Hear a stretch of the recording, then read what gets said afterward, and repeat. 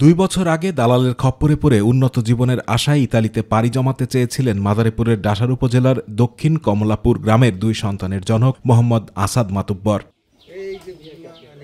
মাদারীপুর সদর উপজেলার ঘটমাঝি ইউনিয়নের ঝিকরহাটি গ্রামের মঙ্গল খানের ছেলে আদম ব্যবসায়ী রুবেল খানের মাধ্যমে 17 লাখ টাকা ইতালি যাওয়ার চুক্তি হয়, কিন্তু লিবিয়া যাওয়ার পর ফিকে হয়ে যায় সেই স্বপ্ন। লিবিয়াতে পৌঁছানোর পরেই টাকার জন্য দালাল চক্র একটি বন্দিশালায় আটকে রেখে শারীরিক নির্যাতন চালায়। টাকা না দিলে মেরে ফেলার হুমকিও দেয়া হয়। এমনকি নির্যাতন করার দৃশ্য মোবাইল ফোনে ভিডিও কলে দেখানো হয়। দালালরা নেওয়ার সময় মিডিয়া কথা কইয়া টাকা পয়সা নিয়ে এই গেম দেয়, আবার দেয় না, এই হনি গেছে আবার যায় না, এই টাকার কথাই কয় খালি টাকা দাও এই। তারা কয় তোর ছেলে আমরা টাকা দেয় আমরা সারিয়ে দিব। আমার ছেলের আমরা টাকা দিছি, আমার ছেলে সারে না, এখন আমার ছেলে নিখোঁজ করে গেছে।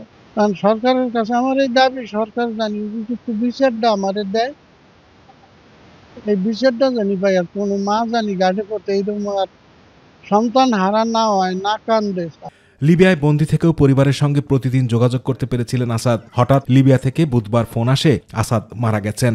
শুক্রবার আসাদ মাতুব্বরের মৃত্যুর খবর নিশ্চিত করে তার পরিবার। মর্মান্তিক মৃত্যুর খবরে নিহতের পরিবারে নেমে আসে শোকের ছায়া।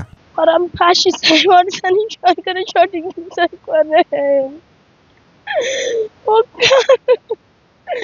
কত কালি করবে, কত সন্তান এতিমও বানাইবে। দালাল চক্রের বিরুদ্ধে ব্যবস্থা নেওয়ার দাবিও পরিবারের সদস্যদের। আমার তো আর কোনো সমস্যা নাই এখন।